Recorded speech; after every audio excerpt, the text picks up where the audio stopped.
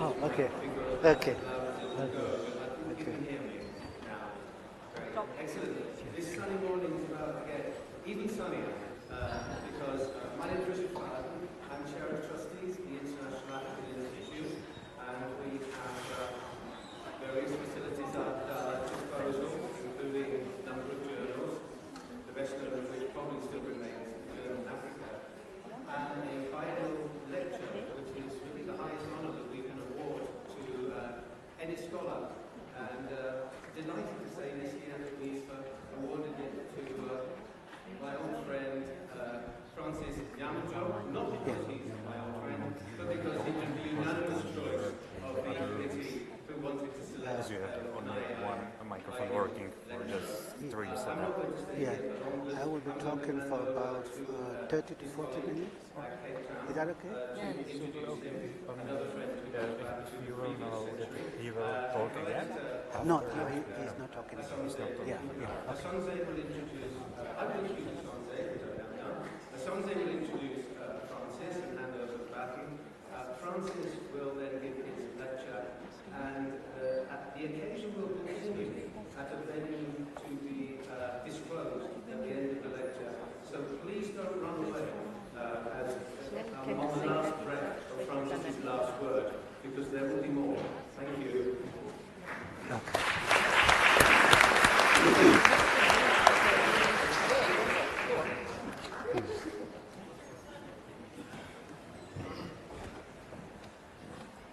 Good morning, colleagues, and welcome to this special event.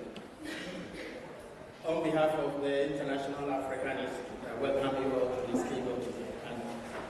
And usually it is an honor and a privilege, but in this case it is a tribulation that I will want to introduce the keynote speaker, Professor Francis Iyame. You've already heard that we are, both of us are colleagues, and we're from the University of Cape Town. We are actually in the same faculty of humanities. Francis is a rare brand. I have not, before today, it's taken me 5 years, 2 months to meet him in person. Right, the last time I met him, and I remember very well, the last time I met him in person was first week of March 2020, just before the COVID arrived. On that occasion, we were preparing for a kind of remembrance of the person of the dear colleague, Professor Harry Garber, and Francis was clutching little bottles of sanitizer in his hand. And he said, could you just quickly run across to pick up him and get some for you? Because, and I'm quoting him, this trouble is going to stay with us for quite a while. And looking back,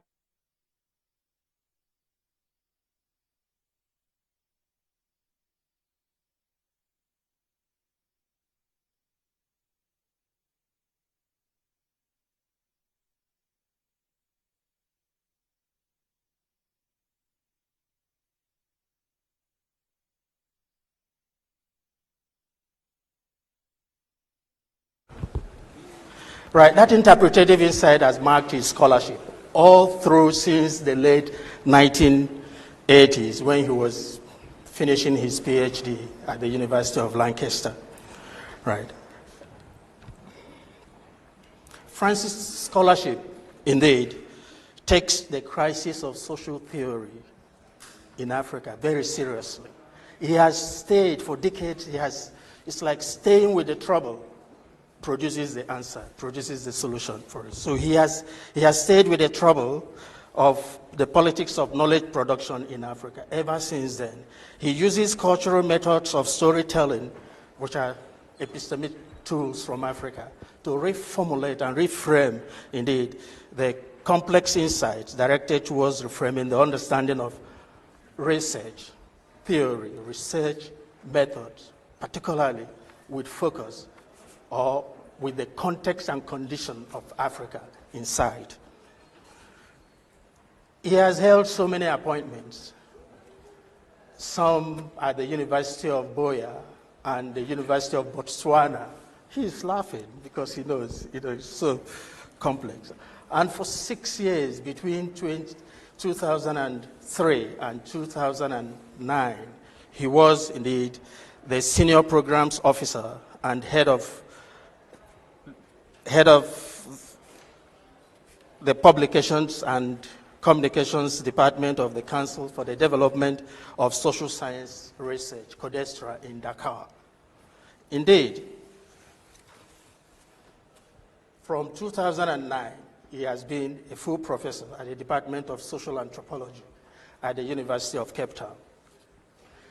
Professor Nyamjo is quite a prolific writer, and I have no idea how to summarize a 42-page CV in 2 minutes. It's 2 full academic essays, 2 full-length academic essays in the humanities. Indeed. But I would capture the key aspect of this huge, hefty document. He has published 41 books, 82 book chapters, 85 peer-reviewed journal articles. If you print them all together, you will have 3 encyclopedias. But it is not surprising, therefore, that he's also a multi-award-winning scholar. In 2003, he was awarded the Senior Arts Researcher of the Year in Botswana. And on 3 occasions, he was awarded the Excellence Prize at the University of Cape Town in 2020, in 2012, 2017, and 2022. I have no idea if ever any professor has achieved that feat at the University of Cape Town. I need to be corrected about that. He is also a B1 rated professor by the South African Research Federation. We are very glad he's not a B2 professor. He would have been on some bombing mission somewhere else, But in addition to this, he's also a member of renowned, reputable academies, at least 5 I could really remember. He is a member of the University of Cape Town College of Fellows, and he's also a fellow of the Cameroon Academy of Science and African Academy of Science. He's also a fellow of the Academy of Science of South Africa, and since July 2024, he's an international fellow of the British Academy. I have no idea how he did that. I really don't know. Today, Professor Francis Nyamjo will share with us his insights on being and becoming in a nimble-footed world, drawing on his rich research experiences and profound understanding of the dynamics, complexities, and contradictions that define identity in a shifting world. That I believe strongly that we will be challenged, but we will also be inspired by what we are about to hear. So, my dear colleagues, ladies and gentlemen, please join me in welcoming Professor Francis Nyamjo to the program.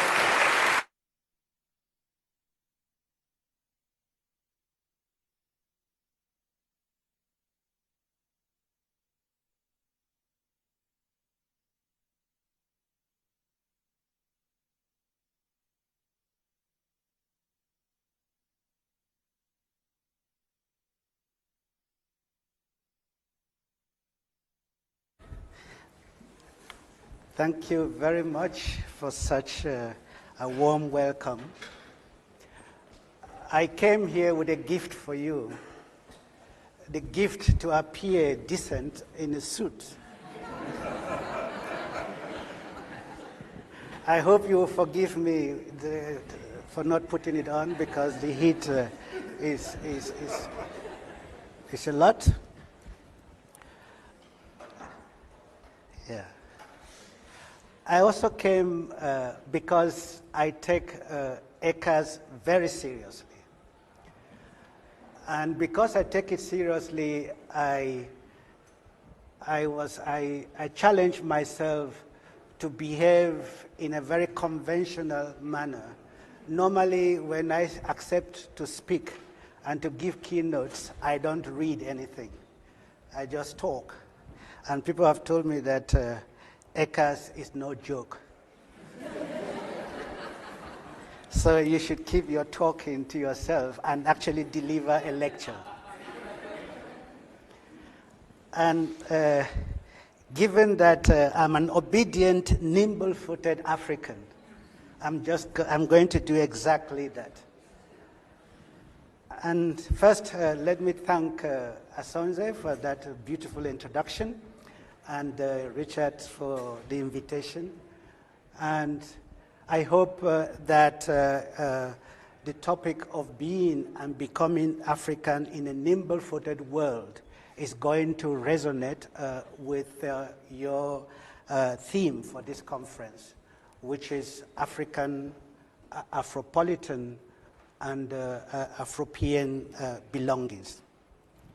So let me say formally, good morning, everyone. And I start with two questions, which I want you to keep bear in mind as we progress.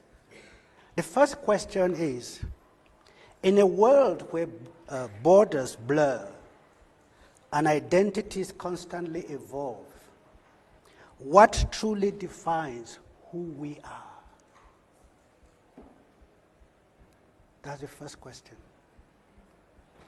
The second is, how do we navigate a sense of belonging when our lives are increasingly lived across multiple geographies and cultures? As I've said already, it is a profound pleasure to address the 2025 ECAS conference here in Prague on this theme of African, Afropolitan, and Afropean belongings. Today, I invite us to fundamentally rethink our understanding of identity in this nimble-footed world.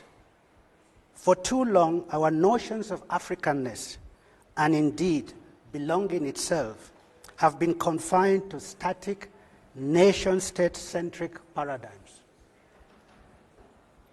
This morning, I propose we liberate our thinking by embracing a powerful yet often overlooked framework, the universality of incompleteness and motion. This concept, inspired by African philosophies, doesn't see flexibility or adaptability as a flaw, but as the very essence of how identities are formed and reformed, enabling profound interconnections and endless possibilities. Let us explore together how this perspective can challenge our assumptions, redefine home, and illuminate the vibrant, ever-changing fabric of African identity in a truly globalized era. How do we go about challenging static notions of African identity? Since colonial times, African identity has been confined by the artificial boundaries of the nation state. But in our increasingly nimble-footed world, characterized by constant movement and fluidity, this static view is simply inadequate. How does recognizing inherent incompleteness reshape our understanding of African identity? How does mobility, both within and beyond the continent, contribute to the ongoing construction of Africanness? And how can we analyze diasporic cultural production through this framework of incompleteness and motion?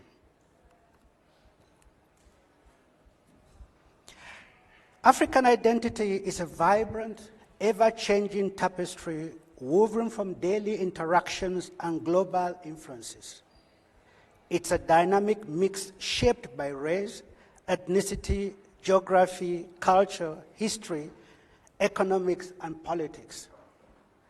Thabo Mbeki in 1996 made a famous "I am an African" speech, I believe we are all familiar with it, and if you are not, I suggest that you, after this, go and read it, because it stood out in many ways. He eloquently captured this notion of, by portraying Africa as an inclusive melting pot, celebrating diversity and interconnectedness. His vision challenges rigid definitions of belonging, advocating for a fluid, interconnected identity.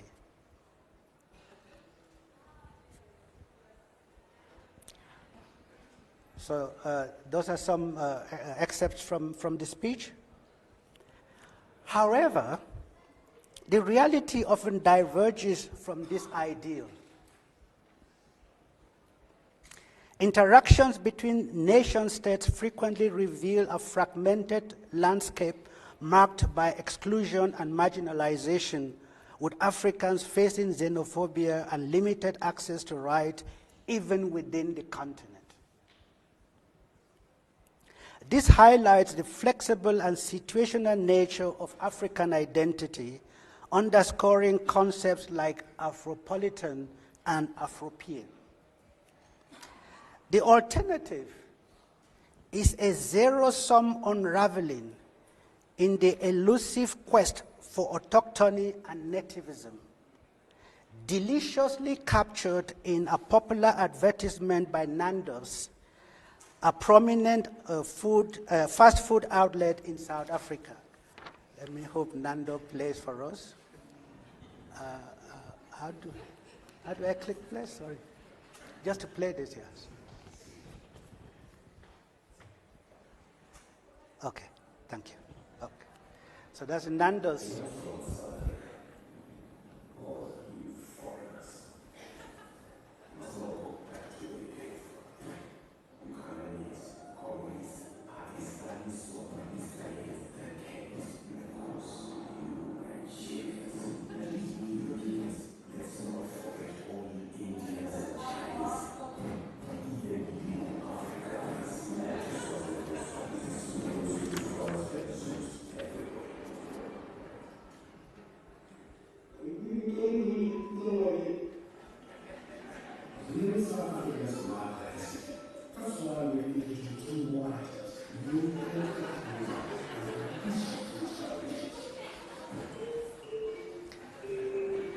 So, after Nando's,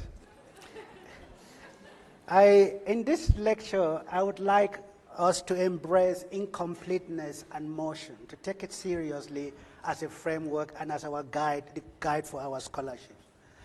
And the concept of incompleteness I employ here, inspired by the Nigerian writer Amos Tutuola, suggests that incompleteness is not a flaw or an abnormality, but something to recognize and embrace, activating its productivity through mobility, encounters, relationships, compositeness, and mutual indebtedness.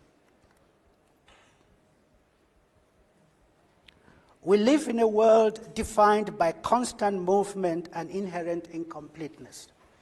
Yet we are conditioned to chase an illusion of completeness, often leading to the policing of borders and restrictions of movement.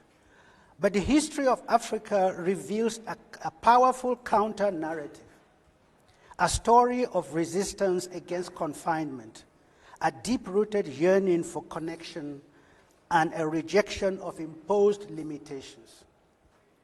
Embracing mobility means acknowledging a world of complexities and crooked lines, rejecting the illusion of straight paths, and instead embracing interconnectedness, adaptability, and mutual indebtedness. This challenges exclusionary practices and paves the way for a more just and equitable world. The traditional framework for understanding diasporas often takes interconnections and interdependencies as an exception, presenting cultures and identities as bounded and essentialized. It often imbues those who straddle identity margins with a sense of guilt or identity crisis. Yet, mobilization and consciousness as a dynamic reality is central to the making, unmaking, and remaking of diasporas as incompleteness in motion.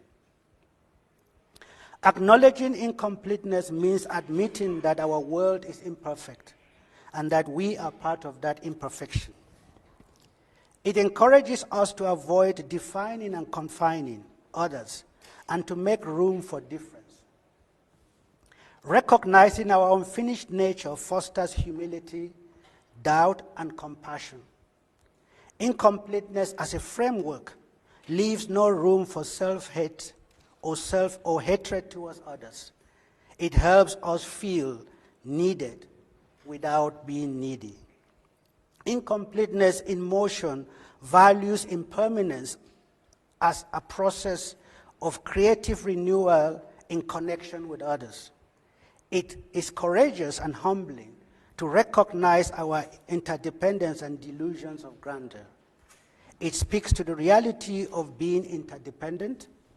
Incompleteness acknowledges the ongoing nature of being and becoming in relationships with others. How do we redefine home and belonging in tune with incompleteness? Here I offer the example of some very prominent Afropolitan, and he is Kojo Annan, the son of Annan.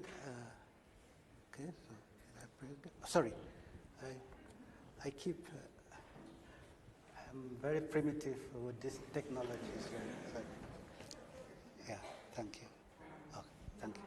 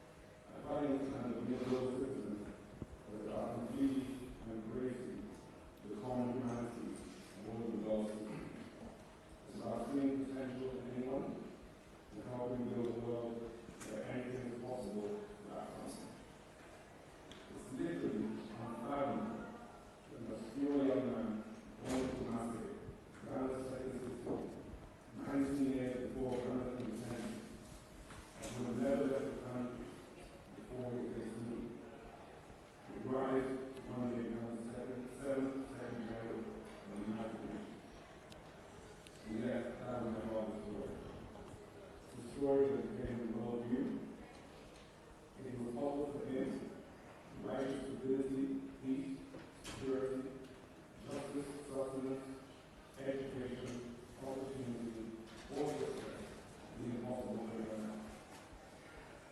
I finally understand the beginning of those who is about making the world where everyone can find purpose. So the whole new world there is not where you live. Growing being seen, being accepted for who you are, being encouraged, being comforted, being fed, being loved, having for your best, being loved, being supported, and being access to opportunity.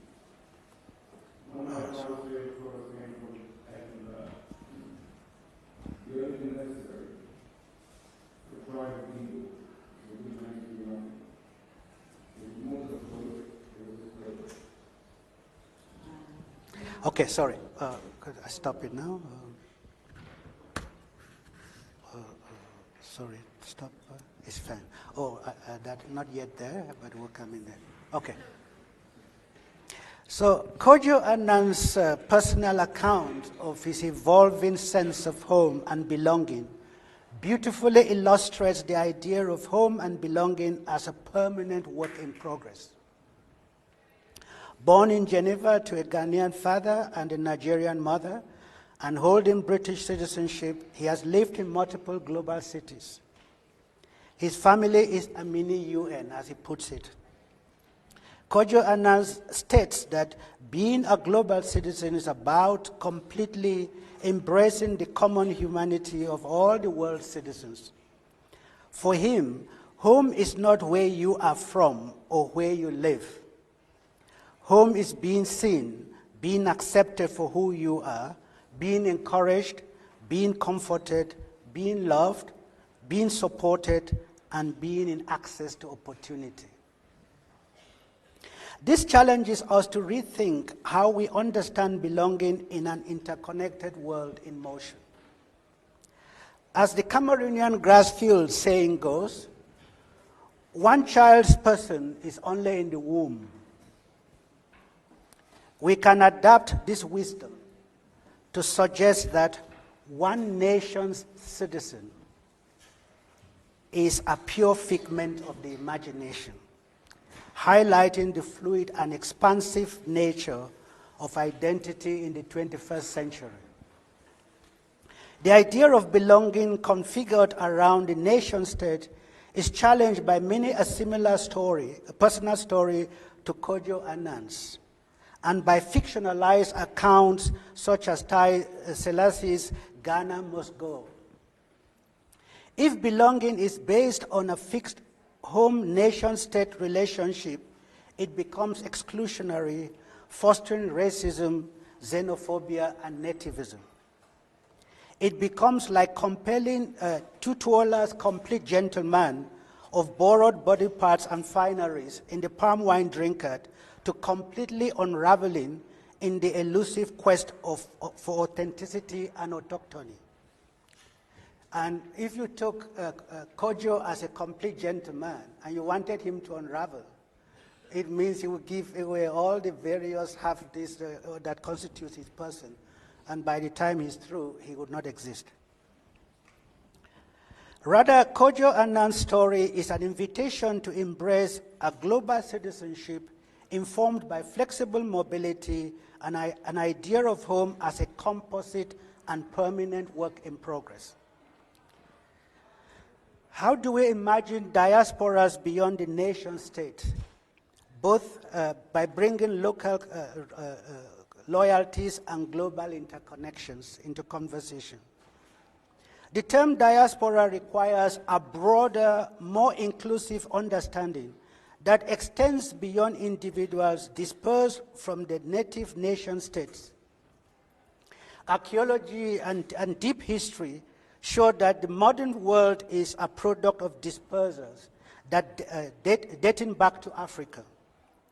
Often, primary loyalty for those in diaspora is to their home regions, hometowns, and home villages rather than the nation state, especially when the nation state is perceived as a colonial invention or corrupt. consider Kemi Badenoch, the British Conservative Party leader who openly identifies more with her Yoruba ethnicity than with Nigeria, which she views as corrupt and poorly governed. She has explicitly stated, "I identify less with the country than with the specific ethnicity." That's the Yoruba. That's what I really am. This highlights how identities are often articulated around ethnic communities with shared cultures and geographies rather than solely the nation state, particularly in post-colonial African contexts. In fact, few Africans in the diaspora would disagree with prioritizing identification with their home village, hometown, home region, and ethnic heritage. What Peter Gishere and Joseph Gukler have termed primary patriotism, over loyalty to a nation state often seen as a hollow pretense of unity. Similarities, solidarities, associational life, and development initiatives are more likely to be tailored to and articulated around these local places of origin. And these are often the places where people, community members in the diaspora desire to be buried. This framework allows us to envision ethnic diasporas that perfectly illustrate what Mahmoud Mamdani's keen observation of ethnic citizens and ethnic strangers coexisting within the same nation state. Consider South Africa. For instance, internal migration can strikingly mirror the diaspora experience. Imagine the Xhosa individual moving from the Eastern Cape to KwaZulu-Natal, potentially facing treatment as an ethnic outsider and thus becoming part of Xhosa diaspora within their own borders. This instructive idea of the diasporization of ethnicities also extends to labor migrants in the mining industry drawn from various regions across and beyond South Africa. Forced migration and Pan-African consciousness. If we take into the fact that the transatlantic slave trade undeniably forged the African diasporic experience, creating harrowing victim diasporas through forced displacement and dehumanization, then the idea of the Pan-African consciousness becomes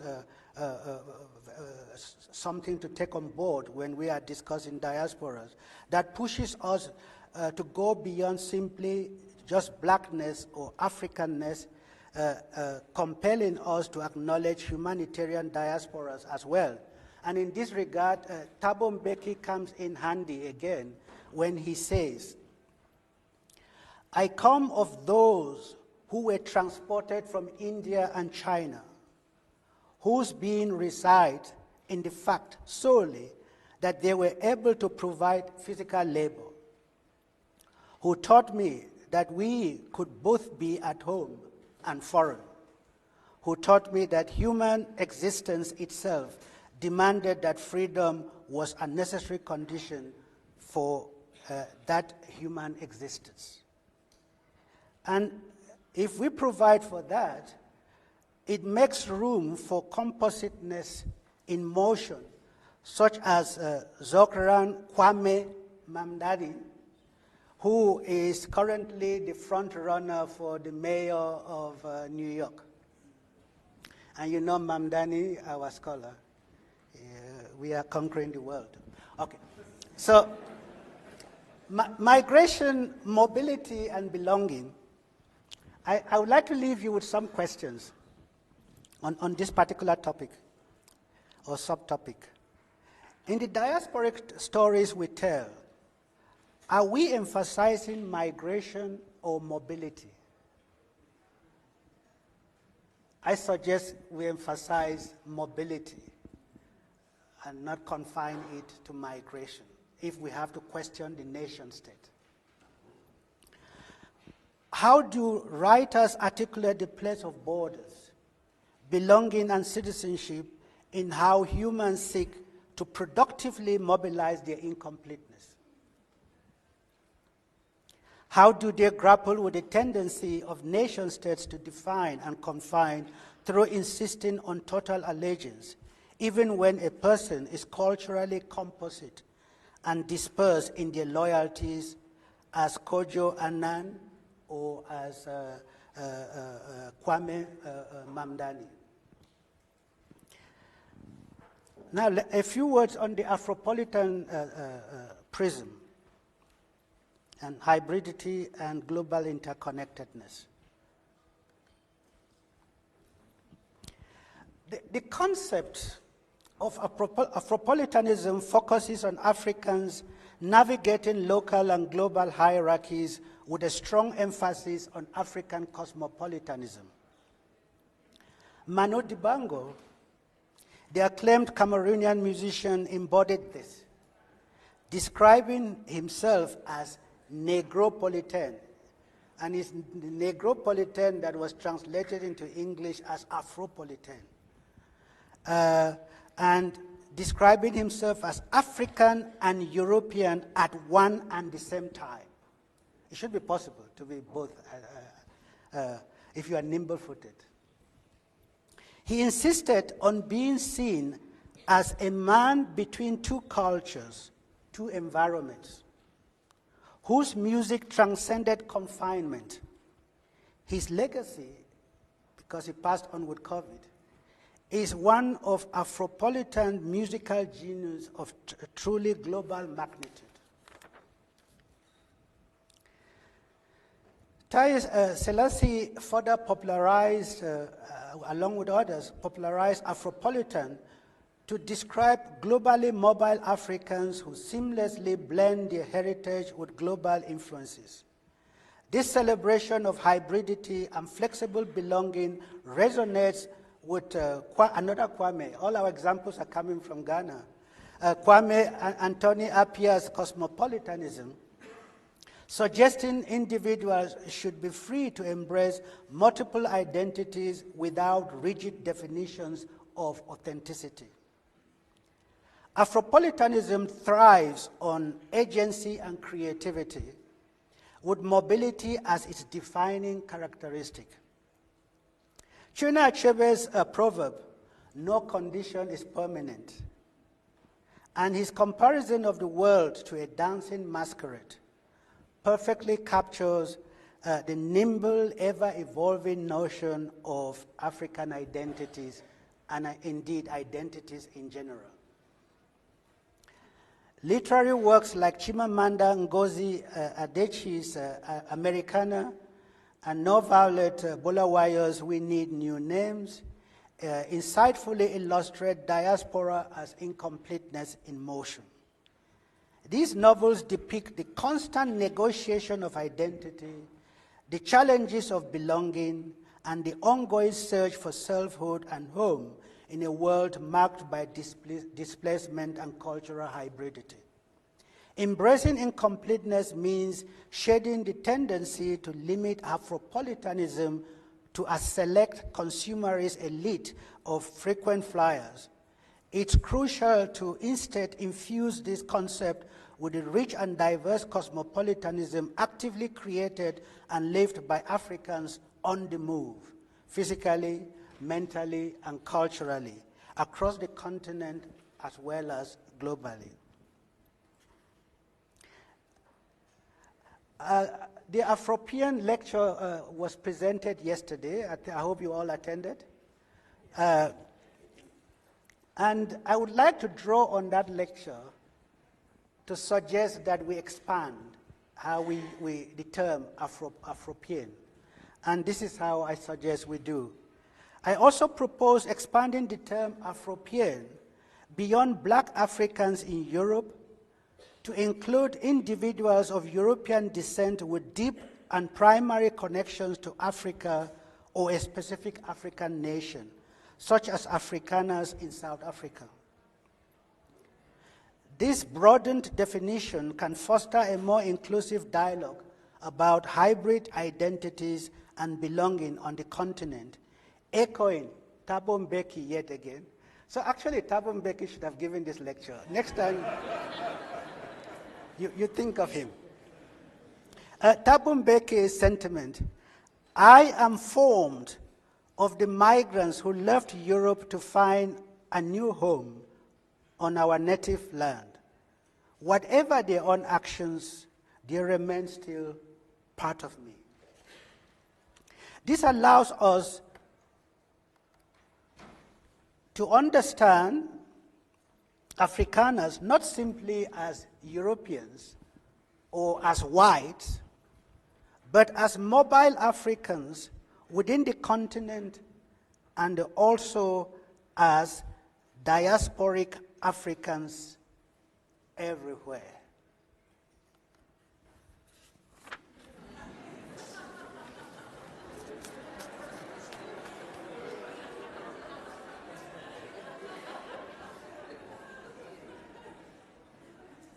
After the laugh,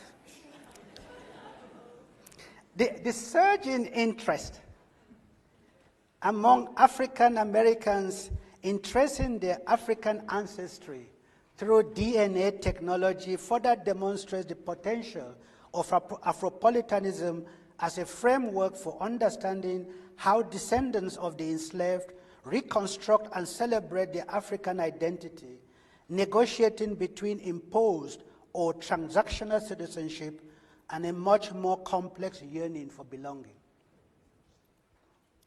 This framework illustrates the shared vulnerabilities faced by all people of African descent, irrespective of their self-defined identities or nationalities.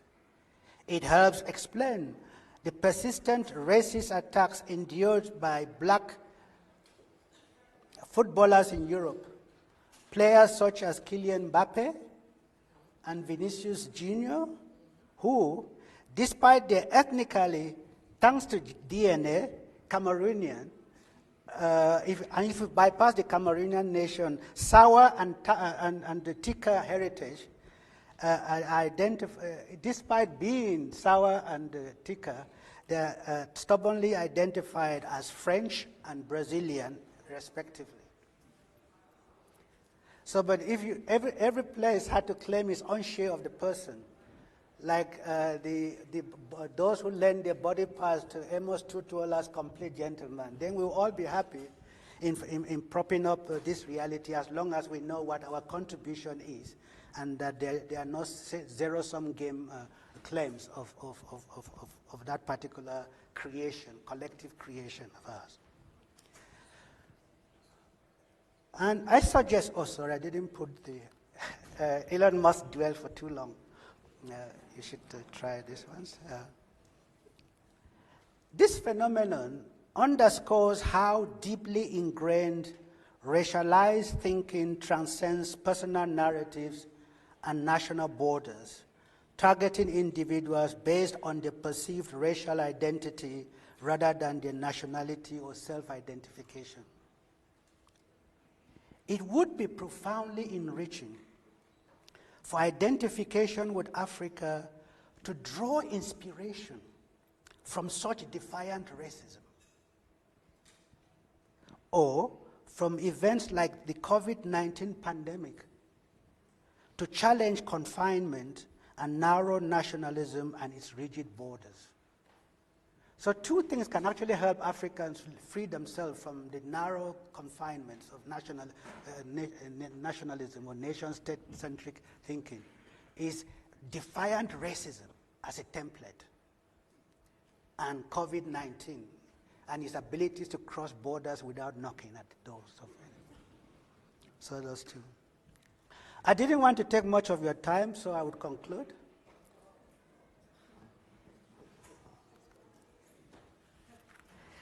I I suggest that we embrace incompleteness in emotion, to come back to that suggestion again, and a limited view of diaspora simply can't grasp the complex, multi-layered identities and sense of belonging many people experience today.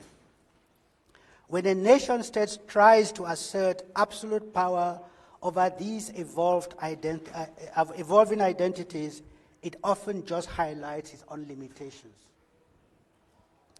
We must therefore release the concept of diaspora from its rigid ties to the nation state. This allows us to acknowledge the many homes and diverse experiences of displacement in our modern world. In this fast-moving, interconnected era of countless dispersions, static ideas about diaspora simply won't suffice. Instead, we need bold new scholarship that explores how individuals and communities construct, manage, and envision their connections between homelands and their dispersed communities. But this goes beyond academia.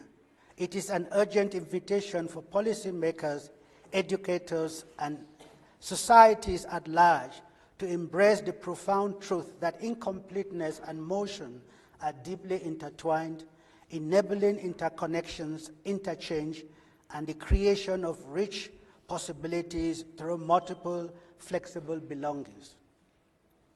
By doing so, we can dismantle exclusionary practices and cultivate truly inclusive spaces where diverse forms of African, Afropolitan, and Afropean beings are not just belongings are not just tolerated, but celebrated.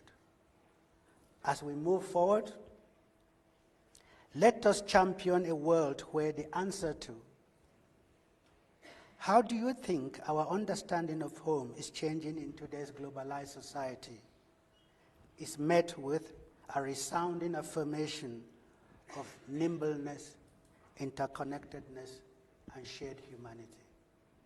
Thank you very much.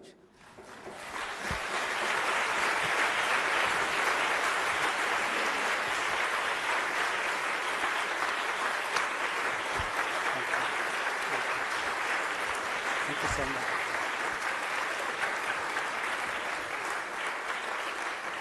But I do have a fully prepared paper, as they asked me to do. I will leave it with Richard. It is a 14,000-word paper, in case you are interested. Thank you very much. Yeah.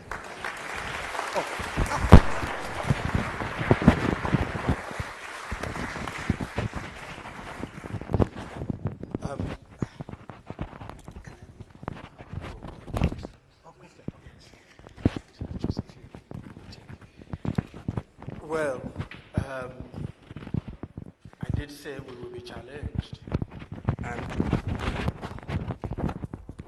and inspired at the same time.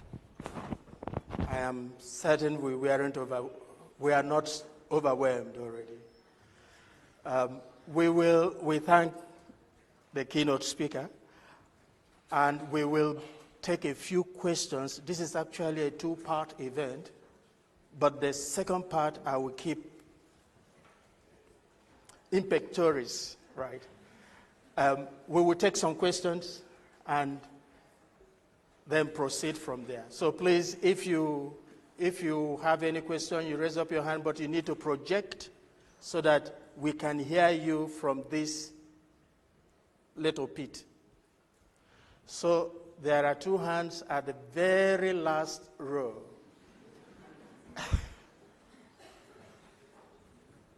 Okay. So please, if you want to ask your question, you get up and identify yourself, then you ask the question and the speaker will respond, and we will take it one after the other. So you in black and striped zebra.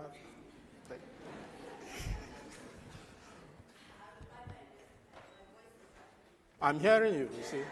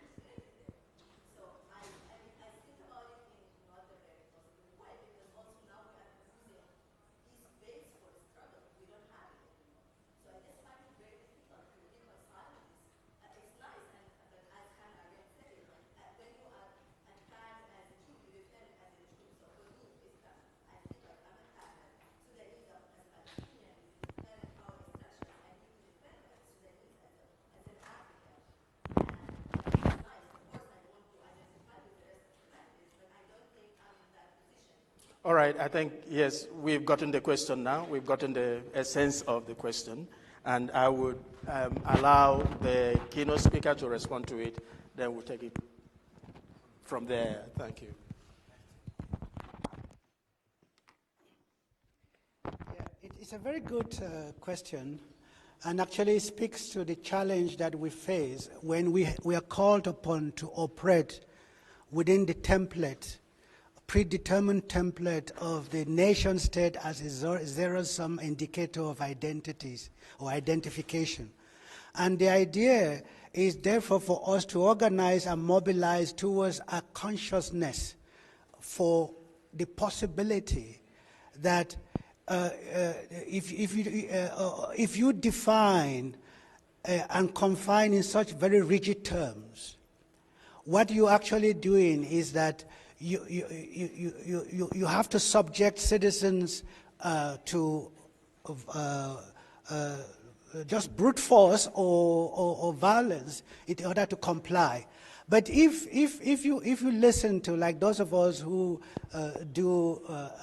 you say you're coming from the African Center for Cities, if you do ethnographic study, if you go even to sample opinion, the way that Kwame Mamdani did before he broke into the hearts of New Yorkers who are now celebrating him all over, if you reach out, you understand that real lives are full of those same concerns, the messiness of being and of behaving according to the strictures of the administrative indicators of who you are or who you aren't, or where you can be and where you can't, means that we are all suffering in silence.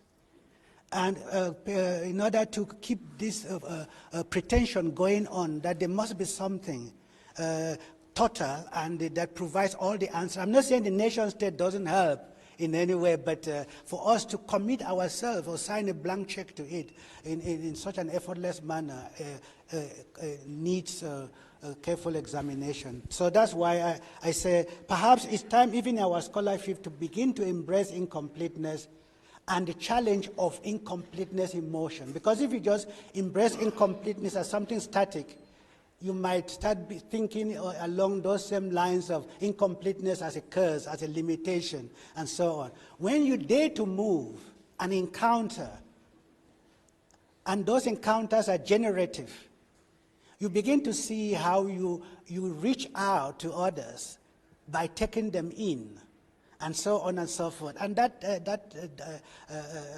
dialectic is a very useful one for being open to the idea that you are constantly constituted as the challenges of life, as you encounter the challenges of life. Wherever I give this talk, I sometimes use the example of Cristiano Ronaldo or Lionel Messi. If you had to borrow his leg to play for Arsenal, because Arsenal is not doing terribly well for whatever reason, and you decide to hang on to the leg, and you start claiming it's yours, and you've broken the code of trust and interconnections and interdependence that enables you to smile as well, even though Cristiano Ronaldo clearly, in terms of football, is a more accomplished tool than you yourself. So I think it's in those terms. We have to see it as the whole spectrum that makes incompleteness and mobility make sense to us, and challenge these one-dimensional zero-sum pretensions that we are constantly fed in the name of my state and yours. There was a hand raised by one of the authors cited in the presentation, which was like something frightening for all of us. Please. Thanks so much for a wonderful lecture. As always, I admire your courage and your capacity for work. It's really impressive.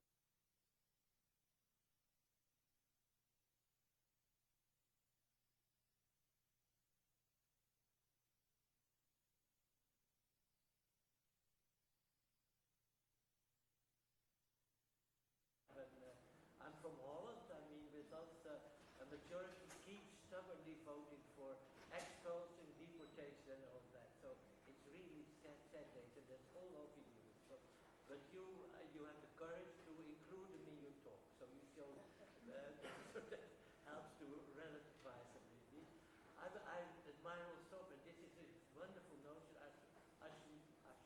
archipelago of identification, not of identity, but identification. But I'm wondering if you go back in time. So you also one of the strengths of your lecture to call the 50s, 1950s, so we really go back in time. In retrospect, identity came up only invaded the social sciences in the 70s, 80s, and not from the state, not from nation builders, but from minority opposition. So I think we really have to. It would be I'm wondering what you say about that. The history of identity in social science. In my youth, identity was a nasty notion from psychology, something weird. And suddenly all social sciences embrace people all over into identity. Is there a lesson to be learned? How can we get rid of identity and switch to identification?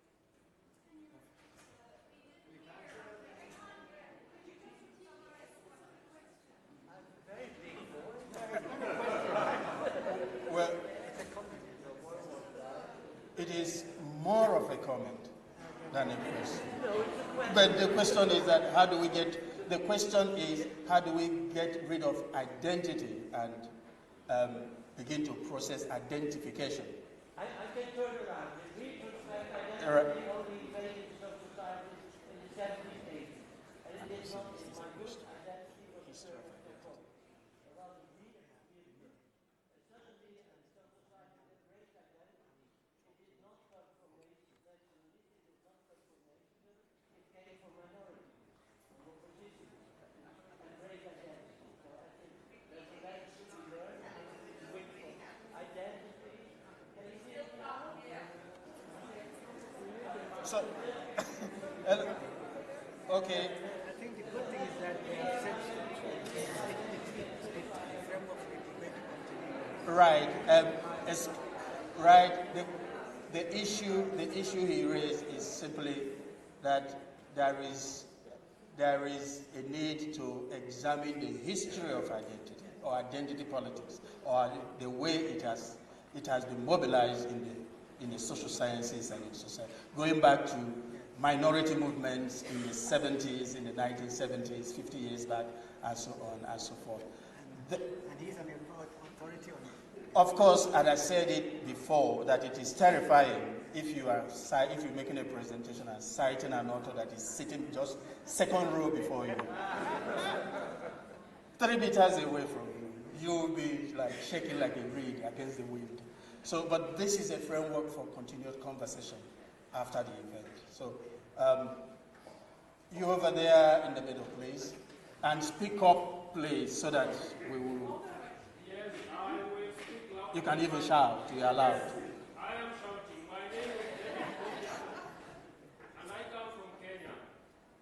And I wonder what Professor would say about the tendency in most African countries where the ethnic identity, as good as it is mobilized, especially during the electioneering period, to pull towards winning presidency or the state legislatures to a certain community, whereas we have been in the struggle of trying to come up with nationhood or national identity within these countries for over the last 6 years.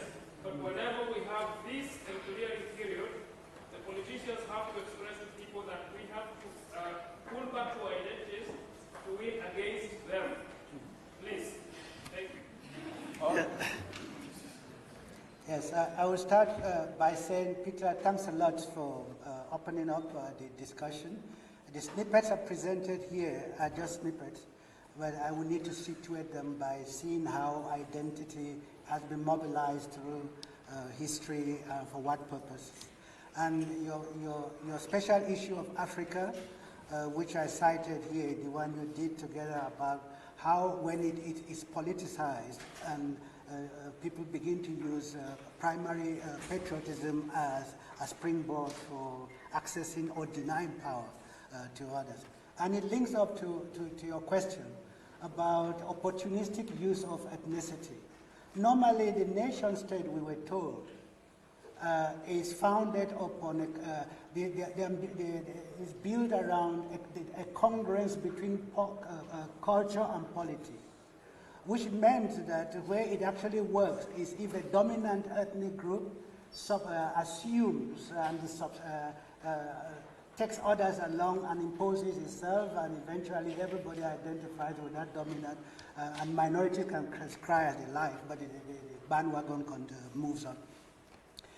Was the idea. But if you look in many of these countries, you can hardly talk of a nationhood that is articulated around a dominant ethnicity. It seems like people have given up on the idea of nation building in that sense, and instead it's about playing different ethnic identities in the ping pong of politics. And it all requires how everybody sees themselves as a vote bank, and then says, I have my ethnic group to deliver to you, I will come in coalition, and we share the spoils afterwards. So people, even when they use ethnic identity, is opportunistic, and that's not what we want to apply. So we must start by disabusing ourselves of this nation state as the only template and, of organizing life, and begin to see how other conversations are possible, informed by the idea of incompleteness in motion. For example, what happens when the Kalenjians move from their ethnic area into Nairobi, for example, to work? How do they belong both to their home village and in Nairobi as a place of work? And when they act in Nairobi, what solidarities are possible with other ethnicities in place and so on? So I think it's more an invitation for us in our scholarship to begin to ask exciting new questions and not to continue doing what we have excelled at doing, and we're thankful that we do that, but about critical interrogation from other perspectives. Like if you see belonging as a dancing masquerade, coming back to Achebe again, what does it mean to see it from different vantage points? And what sort of questions, research questions, are possible in that context? Thank you. I'm tired of questions now, I believe. There is a question somewhere here, Asaf, right? Please, that was hand. We will. Asaf Abdul Bayreuth University. Thank you, Professor, for lecture. My question is, don't you think there are other categories like class that in some cases play a much bigger role than ethnicity? Here I'm thinking of the place where you live, for example, the city, where you identify yourself in a particular side of the city, then you might associate you belong to a particular class, and therefore, regardless which identity or ethnicity you have, that kind of class comes with your identity. Absolutely. It's my response to him about what solidarities are possible when you move from your ethnic area and you're working in, say, Nairobi. You begin to have alliances that are formed beyond your ethnic group. Maybe professional associations and various, yeah. We will take one more question, just one last one before we go over to the second part of this event. Our keynote speaker is...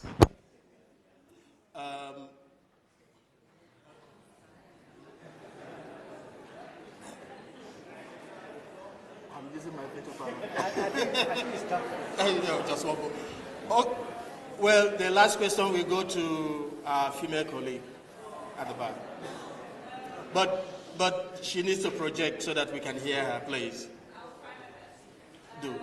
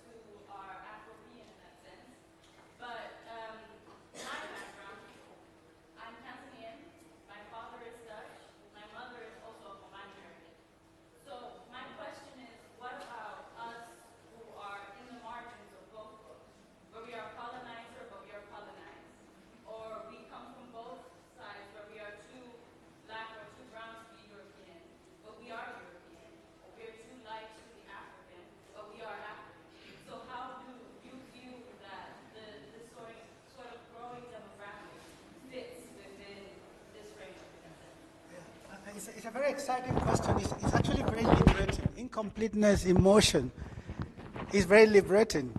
And it's through incompleteness emotion that such composite identities crystallize. They become reality, isn't it?